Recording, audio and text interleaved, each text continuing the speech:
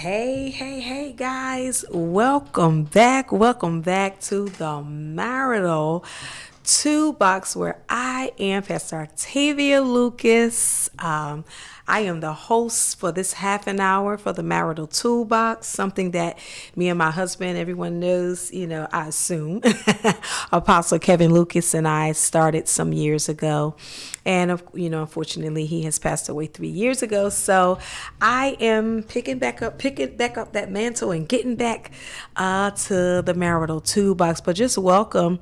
I welcome you here. Thank you for joining me this half an hour. So I got a good topic here for you. I really do. And this show is called the Marital Toolbox. And the Marital Toolbox is about, marriages, looking at different tools of what would work in their marriage. It's the same way as a person having a toolbox.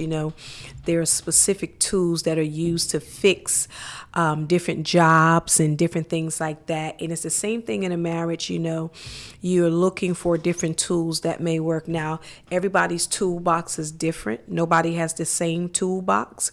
And so because what may work from one marriage may not work for the other marriage. Okay. And then also too, with a toolbox, toolboxes, they grow with tools, because what tool you may have been using for a couple of years, right?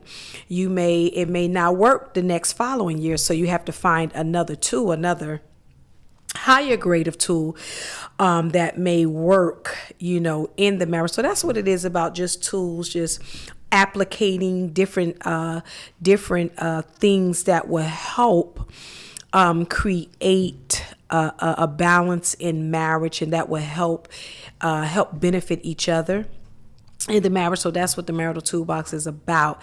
But anyway, we're going to get right into it because it's only a half an hour show. So we're going to get right into it.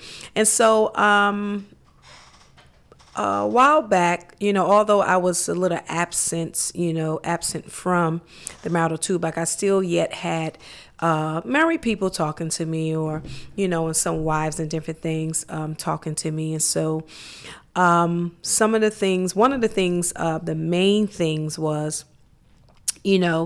because of the pandemic and so many things that transpired, the pandemic brought in so many stressors. Okay, stressors into the marriage, stressors into the home. And so when stressors come in between a marriage, different things are affected. Okay, and one of the main things that can be affected can be love. Okay, our love. Love is another form, an expression of affection.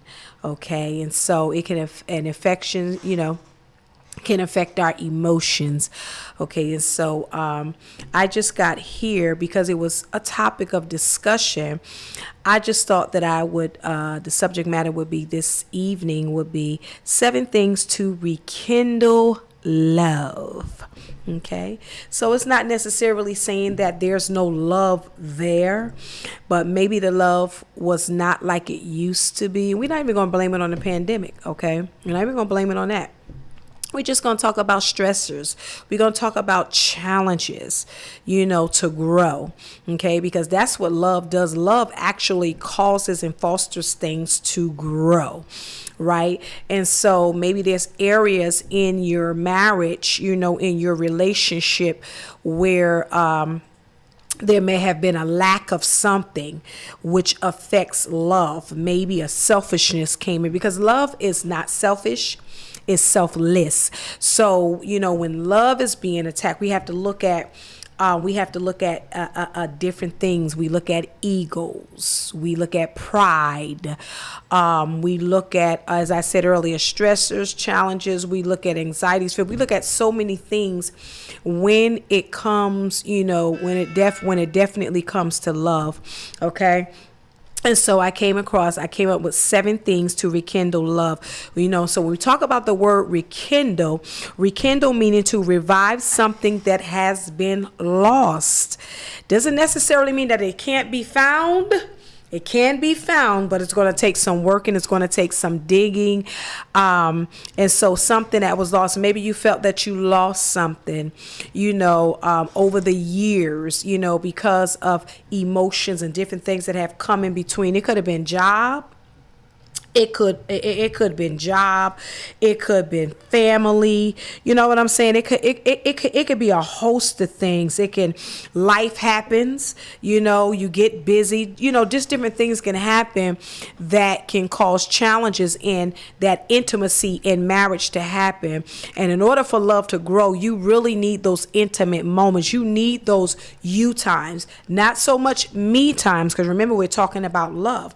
Although love will allow for you to have a me time, but for the most part, love is not really a me time. In marriage is more so a we time. Okay. And so things could have been affected, and you're assessing. When I was married, me and my husband, we did a lot of assessing.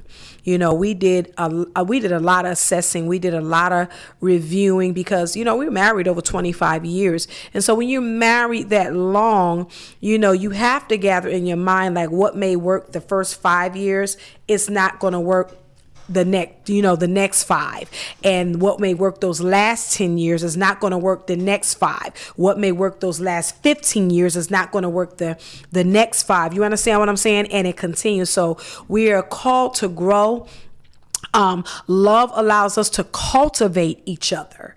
Okay. So when there's a lack of cultivation, there's a lack of growth, and so, things just happen, and things can come up, that comes in and separate. Maybe the job is pulling you this way, and even down to ministry. You that are in ministry, you definitely have to always be careful in how you maintain your balance and how you maintain your love in your marriage, because sometimes we can let the external things overpower what's going on in the internal, right? We can let those things, outside things, come in and take precedence in the indoor things, and we don't want that. We want balance. If I'm doing great here, then if I'm doing great there, then I want to also be able to say that I'm doing great here.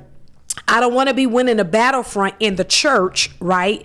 In ministry, but then I'm losing at home. So it's a matter of balance. Even if and I said that because if that's what it is, it could be a complaint in that from a husband. It can be a complaint from a wife. So it can be different scenarios that can diffuse the love with each other. So when we say rekindle, once again, it means to revive something that has been lost. Okay. And then definitely when we're talking about love, we're talking about affection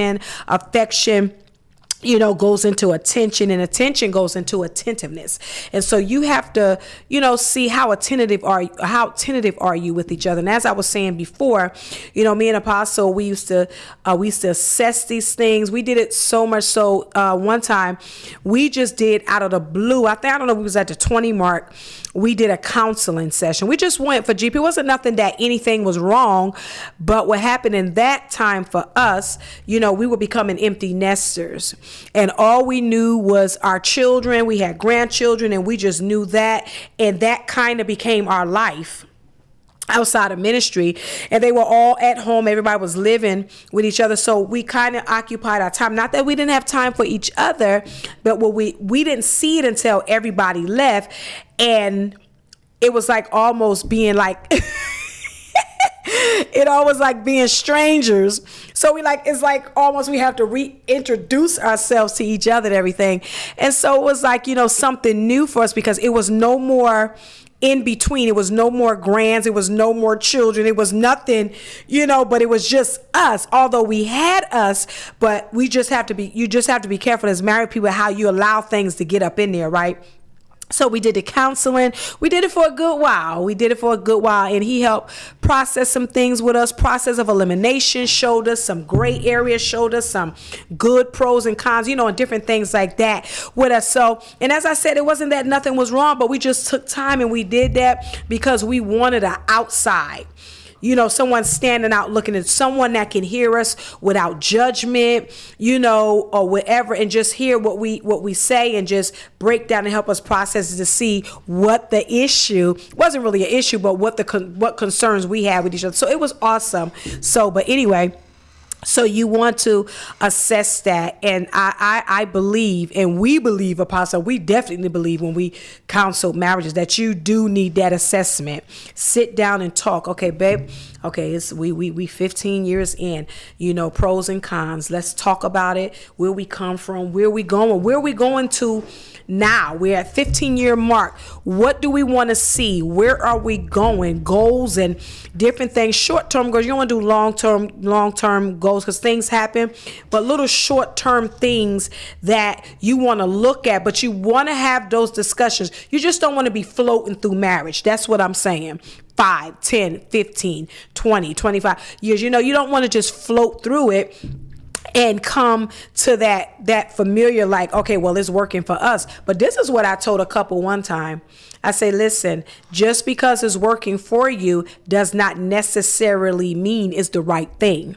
What happens is it can work for you because you've made each other submitted and comfortable, to what to what the position you put them in. So they have no other choice but to settle. You put them in a position to settle. So just because you say it's working for you doesn't necessarily mean that it's right. You have to assess that and process that to see if it's really working for you, or if your wife just settled because you're not going to do this, or if your husband just settled because you're not going to do this. So you have to make sure when you're saying that it works for me, make sure that that is right. But anyway, so we're going to get right into it. So this is a subject matter, and so I just came up with that, and so hopefully it will help you.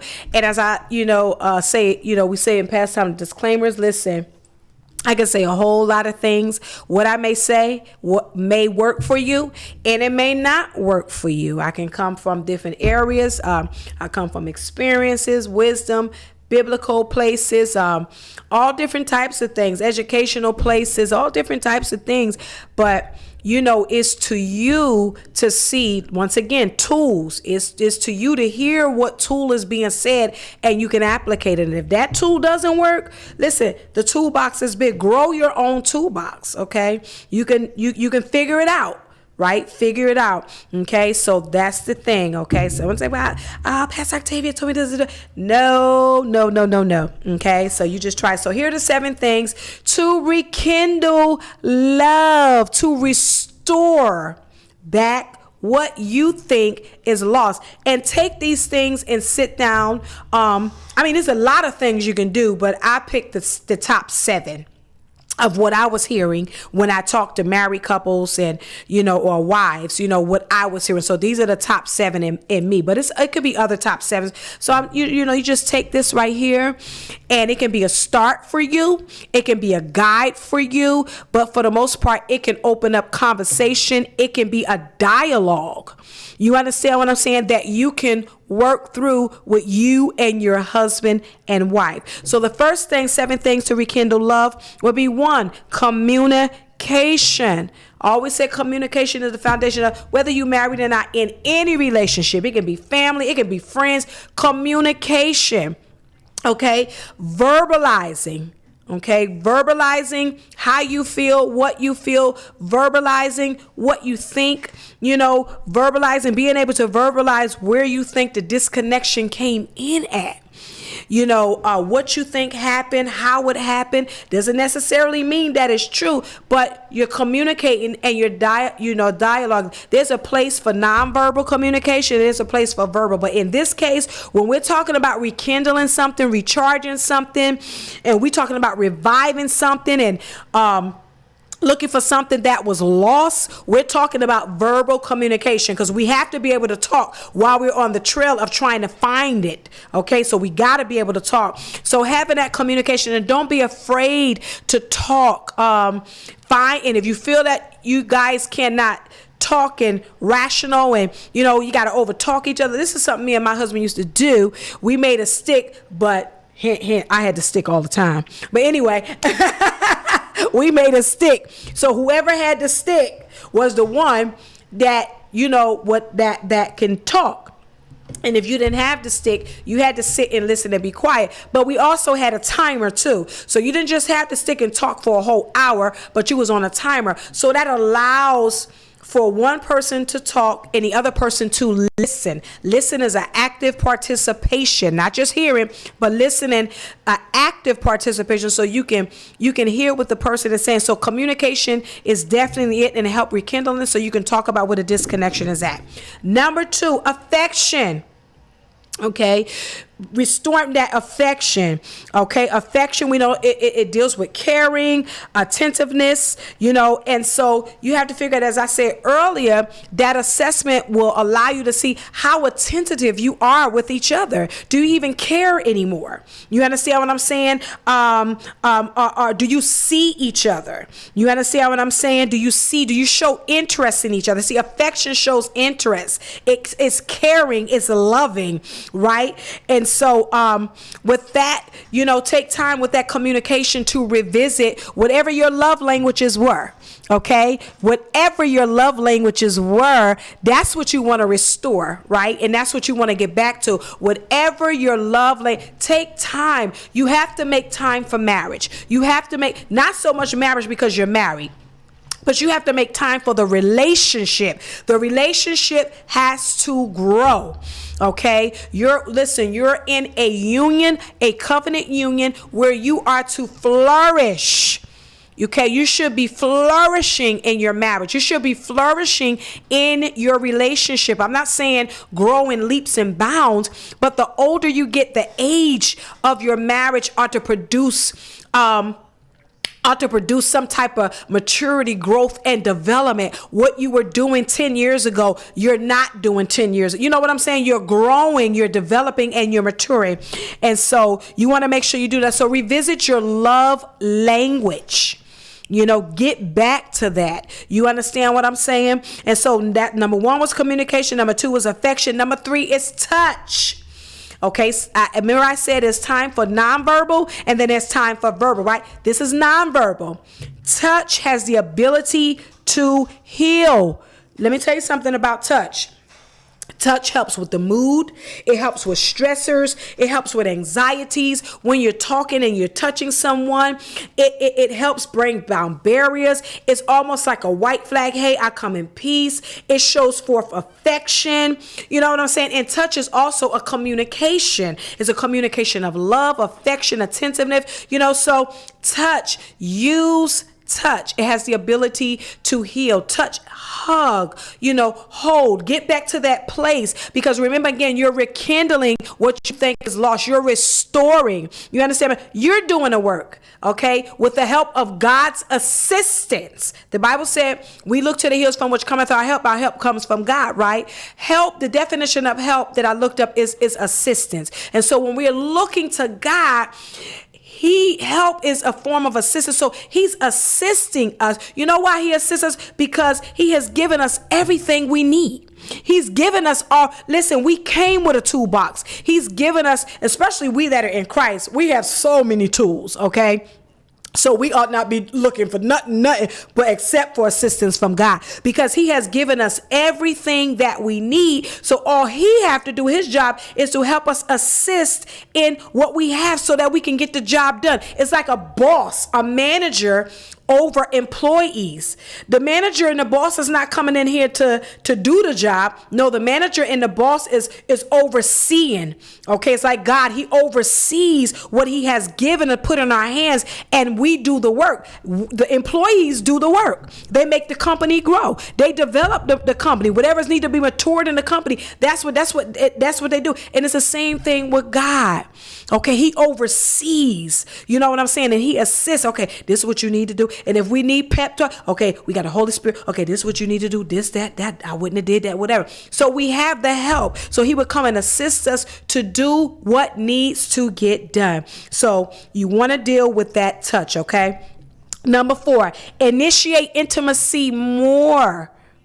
You have to initiate intimacy, okay? That a time alone. You have to see with marriage, you have to make time. You literally sometimes have to demand time. That time be made. Not demand time with the person that's in a negative and a nasty way, but you really have to be an aggressor when it comes to marriage, because so many things, the time alone in marriage, because so many things come in between. You got job, you got children, you got family, you got so many things, etc. So many things come. You got life happens, sickness, health. So many things happen that comes in that will snatch that time, that will take away that time. Friends, they will take away that time when you should be spending time with each other. That time alone, things will take it away from you. So you got to literally be aggressive at making time. Like, no, this is what we're going to do. Like, we got a calendar. You know how you look at your calendar and you plan, okay, this month we going on vacation. This day I have to do this. I got a doctor's appointment this day. I got to be here this day. What about taking that calendar? Me and my husband, we talked about them. Take that calendar. You and your wife sit down and look at it. Take that calendar and look at those days. Okay. This day, okay, this is our time day. This is our time alone today. This is our time to get away today. Listen, also, this is our family time day. So we'll have a balance. We got that time for the family, and guess what? We got that time for us. We got that time for grandkids, because I love my grandkids. So we want to spend time with our babies now. Those are our babies. Those are our little donuts, okay, that we just chew all up. So we want to make time. So we want to make sure we got balance in the home. So we look at that calendar. You know, this is what I'm doing on Tuesday with my boo, my babe, whatever you call each other, right? So when people come, like, nope, just like you tell them, nope, I got a doctor's appointment. Nope, we'll be out of town. Nope, this is the time that I'm going to spend with my wife. This is the time I'm going to spend with my husband. Whatever she want to do, whatever he want to do, this is what we doing. Okay, so you have to initiate intimacy. Intimacy means into me. Okay, intimacy is kind of like selfless, because the root of it is love. Love is not selfish, it's selfless. Okay, so intimacy, it seeks and it pursues the betterment of each other. Okay, you're seeking to fulfill each other, not so much yourself, but to fulfill to fulfill each other, right? So you want to initiate intimacy more that time alone, without distractions and interruptions, because we know when we don't want nothing to interrupt us, right? We be like, no, don't come in here, don't call me, don't text me, don't do nothing me. So it's the same thing we have to do that in our marriage. Like this, look, I'm with my wife or my husband. We not doing this today. Call here. I'm forwarding all calls right here. You literally have to be an aggressor when it comes to marriage, because things can steal that time for marriage, right? And so intimacy leads to this and foster this, making sex a priority. I say it all the time, and I tell married people all the time. I don't care what you say and how you say it. Marriage needs sex. You cannot be in a sexless marriage. Now, disclaimer, here we go. Unless there's something going on, okay? Unless there's something, sickness, health, reasons. Of course, me and my husband, we have been there, definitely as far as with sickness and sickness and different things, sickness and different things and stuff like that. So we've definitely been there with that. So we understand that part. So anything outside that is uncontrollable, let's say it like that, anything outside of our control. If it's in our control, we have to make sex have to be a priority. It got to be on that calendar, okay? But you know what? With sex, it don't even have to be calendarized. I just made that word up. It don't even have to be calendarized if you're doing the intimacy part, because intimacy fosters those sexual encounters, right? So intimacy will automatically lead you into that. After you doing the touching, the affection, and the communicate. Listen, okay? That's going to get you to the bedroom. Okay, that'll get you wherever you do it at. I don't know where you do it at, but wherever you do it at, it's going to get you there, okay? Intimacy is going to get you there, okay? So you want to make sex a priority, and this helps recharge love. You know what I'm saying? It helps that sensuality, all of that stuff. It helps recharge the love. You know, when you're together, you think about, okay, why I love him, why I love her. And, you know, it's just like, you're just like in a euphoric moment. You know what I'm saying? It's like, yes, yes. So you want to make sure you're making sex a priority. The sixth thing is prayer. Okay. Now, when I speak about prayer, let me say it this way. I'm not saying using prayer as a point of where, you know, when we pray, we asking God for all these, you know, different, oh God, please help with my marriage and please help me. We not doing this. But because here's the thing. I said it earlier. God gave us everything to do what we need to do. Help is an assistant. He comes to help assist us. And so this is what prayer does. Prayer allows and it invites God in to help assist us in those areas where we are being challenged at. Okay. And I tell people all the time, I preach it at the church. I say, listen, we pray and we ask God for so many things, but guess what? Guess who he going to use to get the job done? Guess who he going to use? He going to use you. Excuse me. He going to use me. He going to use somebody from the four corners of the earth. He going to be an extension. We are an extension of God's hand. We are an extension of his help. So he's going to use what's in the earth to help us. Okay. And so that's his way, assisting us in that. Okay. So he's not going to do the job. Okay. He's not going to do the job, but he will send help to help assist you in doing the job. And the last one is 7 is counseling. Please, by all means, please do counseling. I know it's a stigma with it, you know, a negative undertone, but I told you my story of me and Apostle doing counseling. Do counseling because they have a better perspective. They can help you through the process of elimination, dismantling, helping you to figure out, to understand, okay? You through those areas, those challenging areas, if all fail with verses 1 from 1 through 6. I say verses, this is the church of me. 1 through 6, okay? But I doubt if it failed, but if you applicate them, now this is not an overnight thing now. This is a process, okay? So this is a process. So consult with counseling. It could be your pastor. It can be a confidant. It can be whoever, you know, that you feel that can help you, you know, with your marriage. Do not feel bad about counseling. Because I told you, me and Apostle, we just did it off a humbug, right? So anyway, so that was the 7 things to rekindle your love. 1, communication, affection, touch, initiate intimacy, sex a priority, prayer and counseling, okay? And this is something new that I'm doing real quick that I will always close out this show with. 3 tips to keep your bedroom a safe haven. So this is a extra. Read all about it. This is a friendly reminder. 3 tips. Number 1, keep conflict out your bedroom. Okay? Conflict goes with your pastor, your counselor, or your confidant. Keep that out your bedroom. If you got to argue and have words, look, say, honey, boo, we going in the kitchen. We going in the living room. We don't want all of this up in our place where we rest at. You got to look at, that's where you rest at. That's your safe haven, resting. And, you know, we don't want all of that, all stuff all in your dreams, in your spirit, all that type of stuff. If you're going to have a conflict or challenges, keep it out your bedroom. Go somewhere else with that. If you got to go outside, kitchen, living room, go somewhere else with that. But don't allow that in your bedroom. That's a safe haven. Number 2. Don't allow anything, only thing what you consent to as far as sexual relations, intimacy. Only whatever you consent to, that's between you and your husband. As a safe haven. Okay, we want to, our intimacy and our sexual interaction, we want to make sure we're both being safe and, you know, nobody's feeling weird or anything like that. We want to be able to feel comfortable. I want my husband to make me feel comfortable. I want my wife to make me feel comfortable. We ought not be tense in the bedroom. You understand what I'm saying? So make it a safe haven, somewhere where we can express ourselves, where we can explore. Come on here. We can explore in the bedroom, right? We can explore and express ourselves, our sensualities and all of those different things. So all that other extra stuff, whatever else it is, you're not comfortable with, then you talk it over and you keep that out, okay? And the last one, number 3, this is for you ladies because it's not the men. Keep your girlfriends out your bedroom, okay? What goes on in your bedroom is between you and your husband, okay? He may be into some stuff. That ain't everybody's business. You may be into some stuff. That's not nobody's business.